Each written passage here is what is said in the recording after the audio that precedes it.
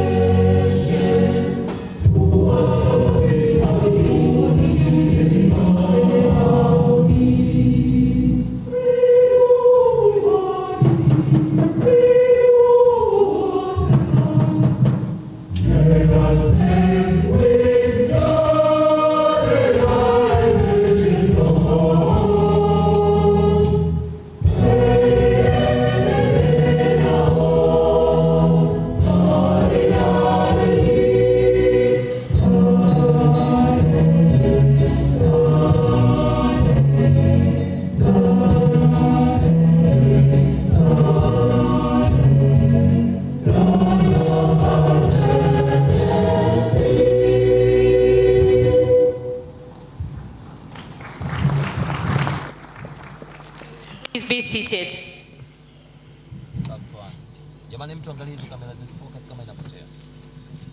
Police band will give us two very best songs, and one of them, Your Excellencies and distinguished delegates, would be to welcome our distinguished ministers to Dar es Salaam, Tanzania for their MCO, and the second one will be Which Way to Go. Police band, karibuni sana.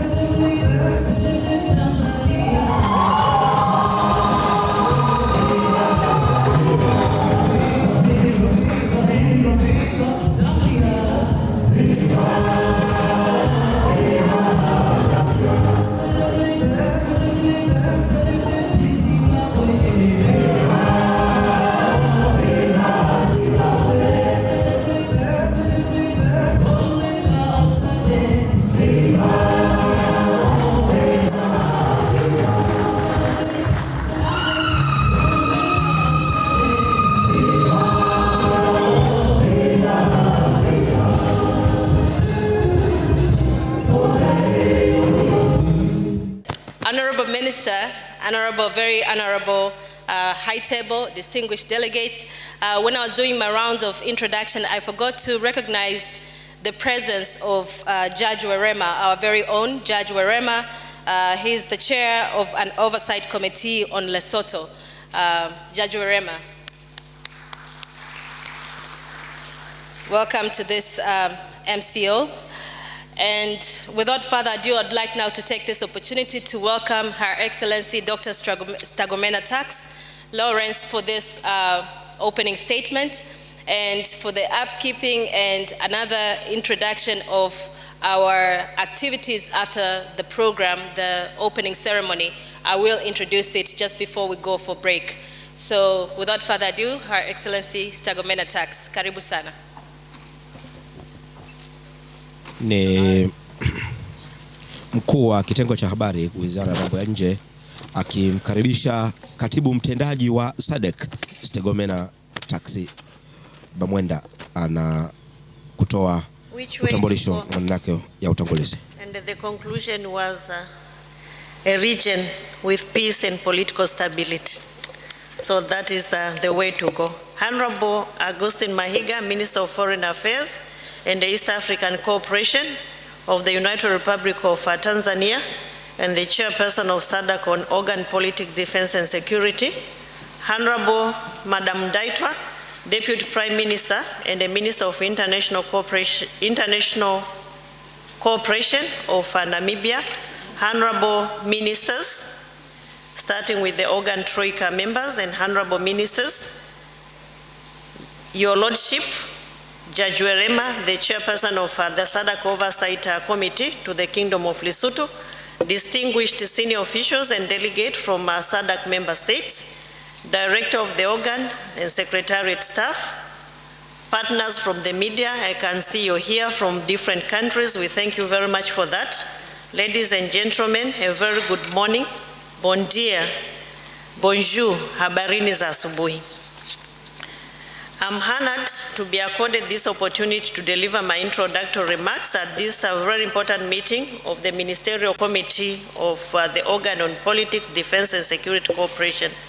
Allow me to thank the government and the people of the United Republic of Tanzania for the warm welcome and hospitality extended to us since our arrival in this magnificent city of peace, Dar es Salaam, and for the excellent facilities put at our disposal for this meeting. You can see indeed it's a magnificent city of peace, and the entertainment is part of that hospitality. We thank you very much, Chair, for that. Chairperson, since our last meeting in August 2016, a number of developments have taken place and various milestones have been recorded. The region has largely remained peaceful and stable during the period under review, apart from a few incidences and cases here and there. Peace and security and stability remain essential catalysts for the regional economic integration and development, and as such are on top of our Sadc integration agenda. In this regard, Sadc has remained seized with peace and political matters in the region and has continued to support its member states in this regard. A number of technical and ministerial assessment missions were conducted in the Democratic Republic of Congo. These missions provided Sadc with an opportunity to assess the security and political situation, engage with stakeholders, and devise ways to ensure continued support to the DRC. The mission also enabled Sadc to contribute to the national political dialogue and to provide inputs in the process of extending the mandate of MONUSCO in DRC. During the process, Sadc underscored the need for the review of the mandate of MONUSCO and the Force Intervention Brigade, emphasizing on Sadc's concern regarding the current operational capabilities of MONUSCO FIB in the face of the new non-conventional threat posed by the negative forces that require enhanced capabilities, equipments, and flexible rules of engagement. The Sadc Chiefs of Defense with their ICGR counterpart also had a joint engagement with the UN Secretariat Under-Secretaries General for the Department of Peacekeeping Operation and Field Support in New York on the 20th of July 2017. The engagement meeting mutually endorsed, among others, the need to allow MONUSCO to have the capabilities, flexibility, and the modality to effectively deal with a threat posed by the negative forces in the DRC. Chairperson and honorable ministers, during the year under review, the Republic of Zambia and Seychelles held their presidential and parliamentary elections. Allow me, on behalf of all Sadc member states, to congratulate His Excellency Edgar Lungu, President of the Republic of Zambia, and His Excellency Dan Fuel, President of Seychelles, for the peaceful and credible elections in their countries and the ascendance of the presidency. Sadc has also continued to support the Kingdom of Lesotho to monitor the political and security situation and the implementation of Sadc decisions in the Kingdom of Lesotho. A number of Sadc Oversight Committees missions were deployed and carried out to the Kingdom of Lesotho between November 2016 and June 2017, and we are grateful to the committee, and the chairperson is here with us today, and I believe we'll be able to share some highlights on their missions. The Oversight Committee has served as an early warning mechanism to the Kingdom of Lesotho as mandated, and has done a very commendable job. Sadc also deployed the Sadc Electoral Observation Mission to the Kingdom of Lesotho to observe the 3rd of July 2017 SNAP national elections. Allow me to also congratulate the Right Honorable Thomas Tabane for being elected Prime Minister of the Kingdom of Lesotho. The coalition government, as established, and the Basotho people for the conduct of a peaceful and credible elections, as well as the Independent Electoral Committee for its professionalism in conducting these snap elections.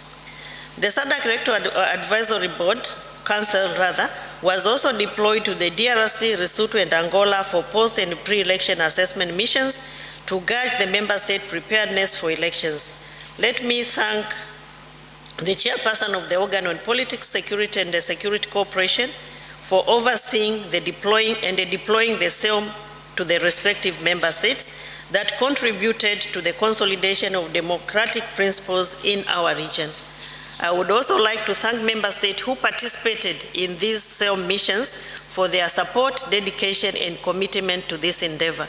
Without member states participating in this SEOM mission, the SEOM mission is as good as nothing. So we thank you very much. We know that it is not an easy undertaking. It requires a lot of commitment and resources, and we thank you very much for that. During the year, we developed a number of strategic documents, including the Sadc Reference Manual on Election Observation, the Sadc Conflict Prevention Strategy for Election-Related Conflicts, and the Sadc Mediation, Conflict Prevention, and the Preventative Democracy Structure Inception Guidelines. These instruments are critical for deepening and the consolidation of democratic principles which underpin good governance in electoral processes in our region. The documents will be presented in this meeting for your consideration.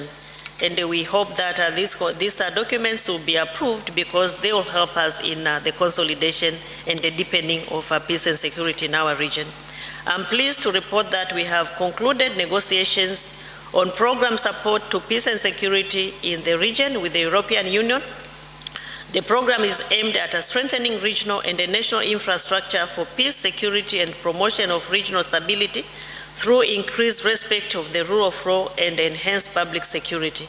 The program will cover a period of 2018 to 2020 at an estimated cost of 15 million euros. I would also like to thank member states for providing the strategic inputs which enabled us to finalize this program. I would also like to thank the European Union for their continued support. Chairperson, as part of ensuring SADC commitment to regional and continental peace and security, there is an urgent need to operationalize the regional logistic depot. The layout, this is a long overdue assignment. It has taken quite some time because of the preparatory requirements which were needed, but I'm glad to report that all those preparatory requirements now have been fulfilled. The layout and design of the regional logistic depot have been finalized, laying ground for the fencing of the depot as part of phase 1 of the project. Phase 2 of the project comprises of construction and associated infrastructure development, and it has been costed at an estimated cost of $45 million. Indeed, these are significant amount of resources and require technical and financial resources, and as such, innovative ways of funding. SADC is known for its solidarity, peace, and the peace and security are high on the agenda. I believe that within the same spirit, this is doable, and we can do it, and we can mobilize resources for this depot, which is very critical for our region. Support and commitment by member states, therefore, is very crucial for the realization of this noble cause. The Secretariat has done what is required to do, but now we need to mobilize resources. It will be part of that mobilization of resources, but indeed we need the support of member states for us to be able to mobilize resources for this very important initiative. Peace and security are central to our region, and the resources must be availed. There is no shortcut for sustenance of peace and security in the region. Once finalized, the depot will enhance the region's ability to manage and deploy peace support operations in line with the African Standby Force roster. Honorable Ministers, although the region remains stable, we cannot afford to be complacent, as sustainable peace, security, and political stability require our continued efforts and vigilance. Chairperson, Honorable Ministers, as I conclude, let me on behalf of Member States take this opportunity to express our profound gratitude to the Chairperson of the organ and the Chairperson of the Ministerial Committee of the organ for your leadership and the guidance that led to the tremendous achievement during your tenure, as I have reported some of them. as chairperson of the organ Politics and Space and Security. Let me also thank all SADC member states for your commitment to the SADC integration agenda, and in particular the sustenance of peace, security, and political stability. I thank the honorable ministers present for making time to attend this important meeting amid your busy schedules, and the senior officials and the secretariat staff for working so hard in preparing for this meeting. The meeting, everything is ready for your consideration. With these introductory remarks, it's now my honor to invite the chairperson of the MCO, Honorable Dr. Mahiga, to present or to officiate this very important meeting. I thank you very much for your attention. Merci beaucoup. Muito obrigado. Asanteni sana.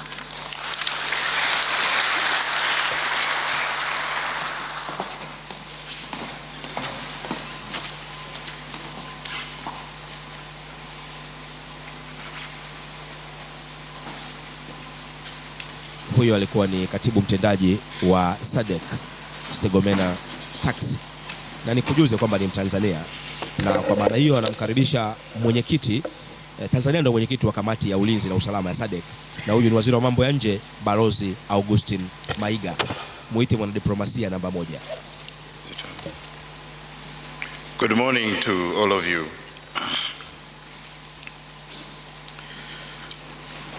Honorable George Rebelo Chikoti, Minister of Foreign Affairs of the Republic of Angola and incoming chairperson of the organ.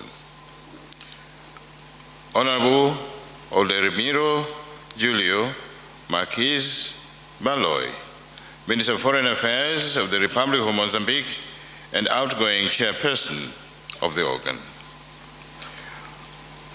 Honorable Netumbo Dailwa, Deputy Prime Minister and the Minister of Foreign Affairs of the Republic of Namibia.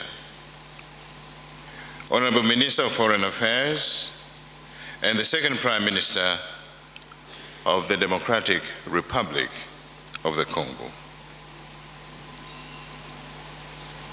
Your Excellency, Dr. Stegomena Lawrence Tax, the Executive Secretary of SADC, distinguished senior officials and delegates from SADC member states, partners and participants from the media, ladies and gentlemen, again, good morning. It is my greatest pleasure to warmly welcome you to the 19th meeting of the Ministerial Committee of the Organ on Politics, Defense, and Security Cooperation, which is being held here at the Julius Nyerere International Convention Center. Named after Mwalimu Nyerere, the father of the nation and one of the fathers of the Southern Africa liberation and of the founding fathers of the Southern Africa development community.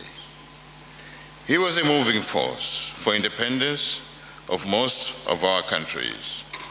Mwalimu Nyerere worked together with his colleagues in a united front for common security and for majority rule in Southern Africa.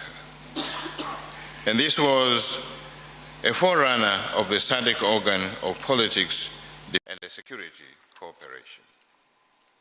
Honorable ministers, I am particularly happy to welcome the ministers who are visiting Dar es Salaam for the first time.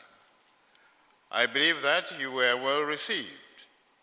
I also trust that if not now, you may have another opportunity to return for a more leisurely stay in future, as Tanzania has always been, to many of you, your second home.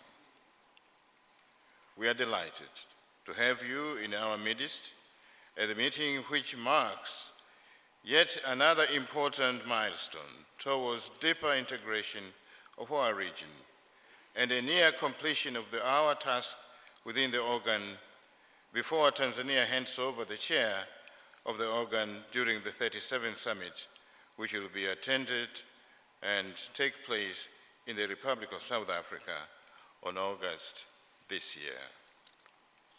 We trust that you'll find the arrangements put at your disposal conducive to the successful deliberations and your usual comfort, I hope.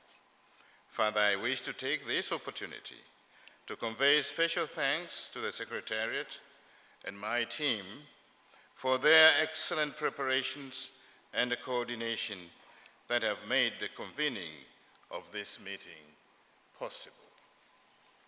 Honorable Ministers, ladies and gentlemen, allow me, honorable ministers, to relay fraternal greetings from His Excellency Dr. John Pombe Magufuli, President of the United Republic of Tanzania and current chair of the Sadc organ on politics, defense, and security cooperation, who strongly believes that our meeting here today is a clear demonstration of our collective and unwavering commitment towards building a regional bloc that is peaceful, stable, secure, prosperous, and united. Honorable ministers, ladies and gentlemen, before I begin my remarks on today's meeting, allow me, Your Excellency, to pay homage to one of the founding fathers of Sadc and a former president of the Republic of Botswana. President Masire, Quiet Katumire John Masire, who recently passed away. President Masire served as the chairperson of Sadc's predecessor to Southern African Development Cooperation Conference for 16 consecutive years between 1980 and 1996. I request you that we stand and observe a minute of silence in his honor.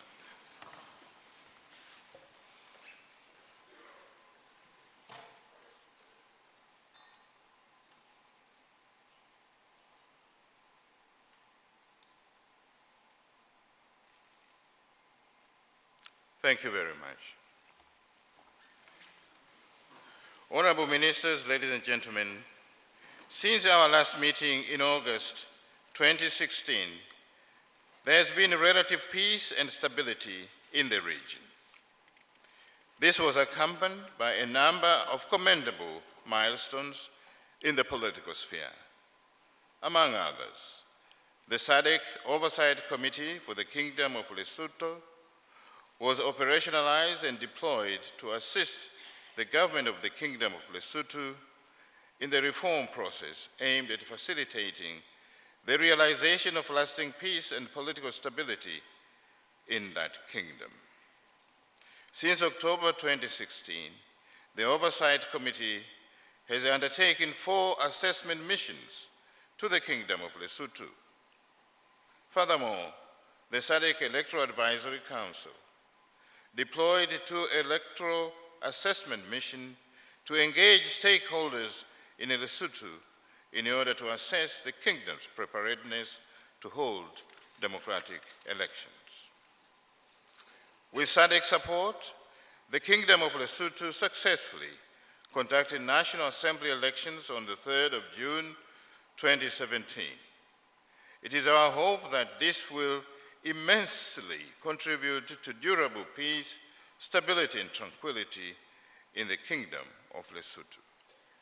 The deployment of the SEAC and Sadc Electoral Observation Mission, SEOM, adequately covered the electoral process, which greatly contributed to the peaceful elections leading to a new coalition government in the country. This is indeed commendable, and congratulations to the new government. It is therefore my singular honor to welcome the new Minister of Foreign Affairs and International Relations of the Kingdom of Lesotho, Honorable Lesongo Makoti, and his delegation to this meeting.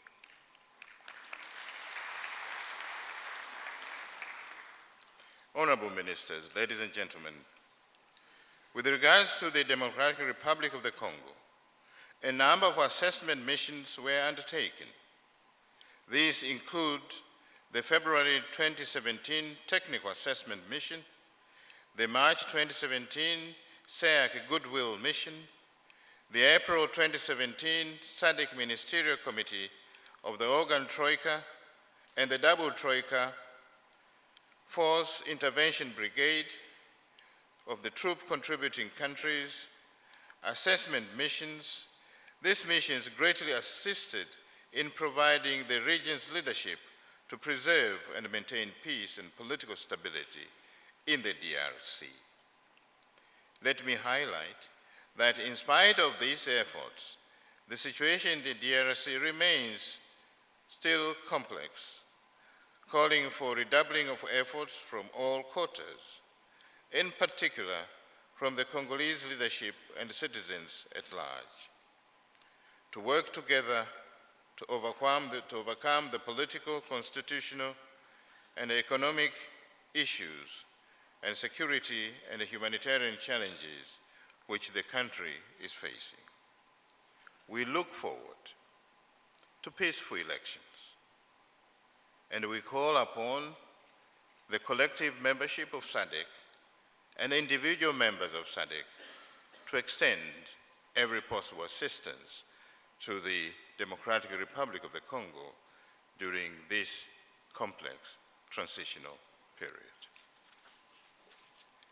Honorable Ministers, ladies and gentlemen, there has also been notable progress regarding the implementation of your committee's 2016 decisions, such as the commemoration of the Southern Africa Liberation Day, the request from the Union of Comoros and the Republic of Burundi to join SADC, the mechanism to honor the founding fathers of SADC, including a proposal to construct a statue of His Excellency Julius Kambarage Nyerere, the former President of the United Republic of Tanzania, at the African Union Commission that will be tabled during this meeting to discuss on the progress towards that noble action by SADC.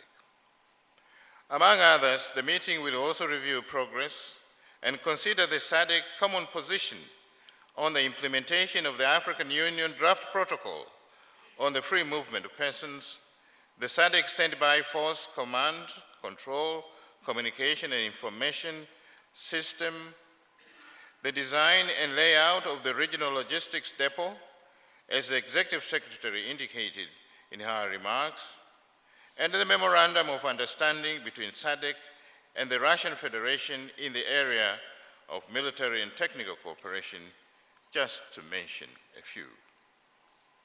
Honorable Ministers, ladies and gentlemen, allow me to emphasize the importance of the Regional Logistics Depot following the attainment of the full operational capacity with the successful conduct of the exercise Aman Africa in 2015, the ability and credibility of regional economic communities and the AU in addressing African problems with African solutions were really tested. On the issue of peace and security and the standby force, we really thank South Africa for hosting that exercise. And I happen to be a participant in that.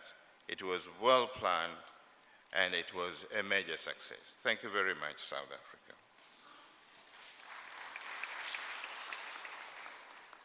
The construction of the infrastructure required to assist the operation of SADC standby force is therefore very critical. In this regard, SADC must take leadership and be one of the regional economic community to establish a fully functional logistical depot. This is particularly so considering that our region will be on standby as part of the Africa Standby Force during the period January 1st to June 19, 2019. I want to pay particular tribute to 3 countries that airlifted our troops to Lohatra after the European Union didn't live up to its promise to help us lift the troops. This were Angola, Nigeria, and Algeria. And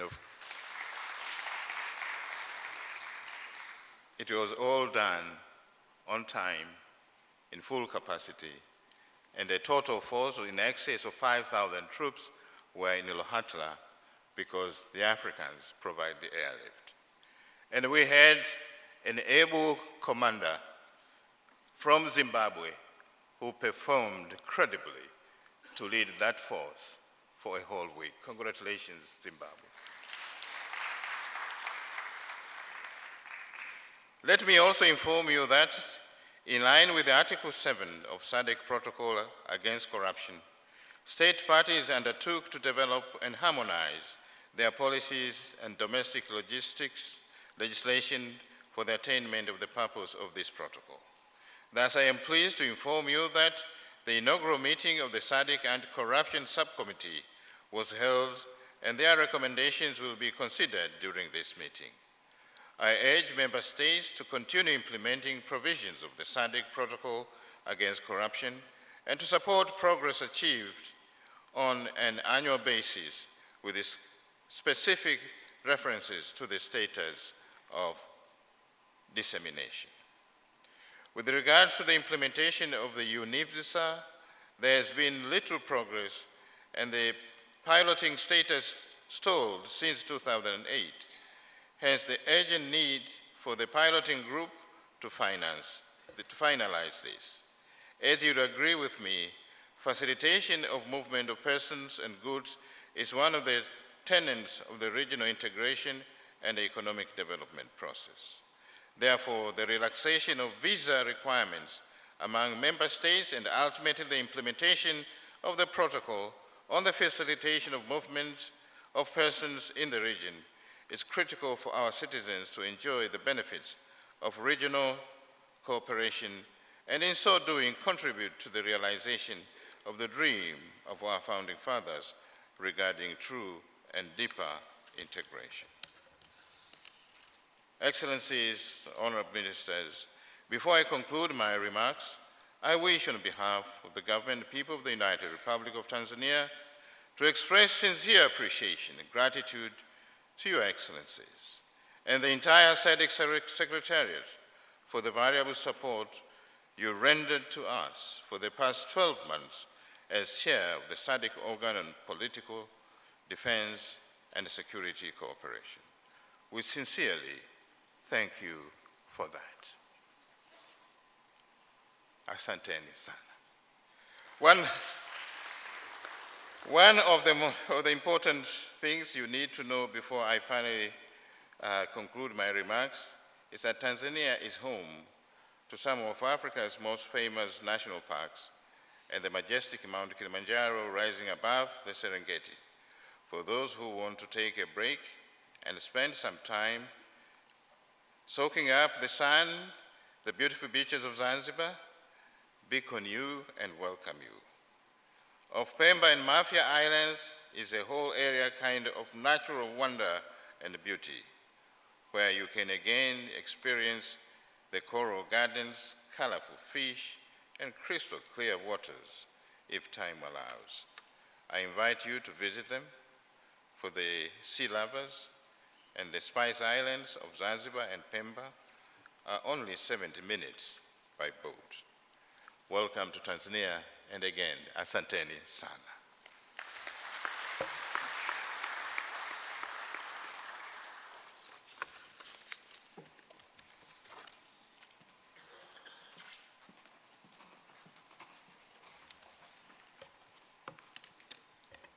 Naam.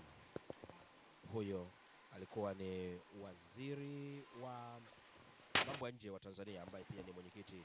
Thank you so much, Honorable Minister Dr. Mahiga, for those remarks. That marks or concludes our short ceremony of the opening of this MCO. Once again, I congratulate Tanzania for being the host of this. I think this is the largest MCO we've ever had in Dar es Salaam, Ambassador Mahiga. I think in the midst of us in this room, we have about 20 ministers from outside. And then for Tanzania, we are heavily represented. I see Minister Gavo is here from Zanzibar. I recognize your presence, sir. So I think it is a well-attended MCO, Honorable Minister. We can give a round of applause for ourselves. Naam. Huo ndio mwisho au tukielekea mwisho mwa shughuli hii ya ufunguzi rasmi wa mkutano wa 19 wa kamati ya chombo cha ulinzi na usalama, kamati ya mawaziri wa nchi wanachama wa Jumuia ya maendeleo ya Kusini mwa Afrika Sadc. Tanzania ni mwenyekiti wa chombo hicho, na mekuwa hapa na yamezungumzwa masuala mbalimbali na changamoto ya masuala ya kiusalama ambayo yanakabili Sadc na wanachama wake ikiwemo Jamhuri ya Kidemokrasia ya Kongo. Yamezungumzwa mambo kadha wa kadha na imekuwa ikifanyika mikakati ya kuhakikisha kwamba usalama unaimarishwa katika ukanda huu. Mtazamaji, tumekuwa hapa kwa muda takriban saa moja hivi katika uzinduzi au ufunguzi rasmi wa mkutano wa 19 wa kamati ya mawaziri kwa nchi wanachama wa Jumuia ya maendeleo Kusini mwa Afrika Sadc. Na mwenyekiti amezungumza hapa pamoja na katibu mtendaji Stegomena Taxi kuhusu yale ambayo yamekuwa yakizungumzwa. Ni mkutano ambao umekuwa ukifanyika kwa tarehe 17, umekuwa na mikutano mbalimbali ya ndani. Hii leo ndio umekuja hapa katika mkutano ambao unarushwa mubashara, na wanaendelea mpaka kesho tarehe 21, na wakati tunaelekea mwisho wa matangazo haya na watu wakiondoka hapa kwa ajili ya mapumziko mafupi, ni kukumbushe tu kwa kifupi tu kwamba utazingatia kwamba Sadc ina wanachama 15, Tanzania ikiwa ni moja wapo, na ni jitihada ambazo zilianza za kuunda jumuiya hii kuanzia miaka ya 60, lakini vile vile ilianza ile ambayo ilikuwa inaitwa Sadc yenye C2 mwisho, na ambayo ilianzishwa rasmi mwaka 1980, na imekuwa na jitihada nyingi na kuna itifaki mbalimbali ambazo zimesainiwa, yakiwemo masuala ya nishati, masuala ya usalama, kuhakikisha kwamba hii inakuwa ni ukanda ambao unakuwa na maendeleo. Masuala ya watu kuhama kutoka eneo moja kwenda jingine imekuwa ni miongoni mwa mambo ambayo yamekubaliana nchi hizi, na chanzo cha jumuiya ya Sadc ilikuwa ni ile iliyokuwa kundi ya nchi zilizokuwa mstari wa mbele katika ukombozi wa kusini mwa Afrika. Utazingatia kwamba kulikuwepo na masuala ya ukandamizaji kwa maana ya ubaguzi wa rangi nchini Afrika Kusini, lakini utazingatia pia kwamba kuna nchi wakati harakati hizo zinaanza ambazo zilianza mwaka 80, kiwemo nchi ambazo zilikuwa zijapata uhuru ikiwemo Zimbabwe, lakini hizo nchi za kusini za mstari wa mbele pia zilisaidia, na Tanzania ilikuwa kinara kusaidia pia kupatikana kwa uhuru katika nchi kama Msumbiji mwaka 75, lakini nchi kama pia Angola, lakini baadaye nchi kama Namibia ilikuja kupata uhuru wake mwaka 1990. Na hiyo habari ya nchi zilizo mstari wa mbele ilikuja kuondolewa rasmi baada ya Afrika Kusini kupata uhuru wake mwaka 1994 na kuondokana na mfumo wa ubaguzi wa rangi. Kwa hiyo huo ni kama muhtasari wa harakati za ukombozi wa kusini mwa Afrika, na ambayo baadaye ilikuja kuleta sasa Sadc ambayo ni kama harakati mpya baada ya kukomboa. Sasa inaenda katika masuala ya kiuchumi na masuala mengine ya ushirikiano na kuhakikisha kwamba inakuwa ni ukanda ambao una ustawi. Tumekuwa hapa kwa takriban saa moja na timu nzima ya Azam TV. Mwenzangu kwa upande wa utangazaji huku nilikuwa na mwandishi Upendo Michael, na kinara wa hapa alikuwa ni James Ngazi. Naitwa Florian Kaijagi kwa niaba ya timu nzima. Asante kwa kuchagua Azam TV, inaendelea kufaidi matangazo bora kabisa ya Azam TV, burudani kwa wote. Asante.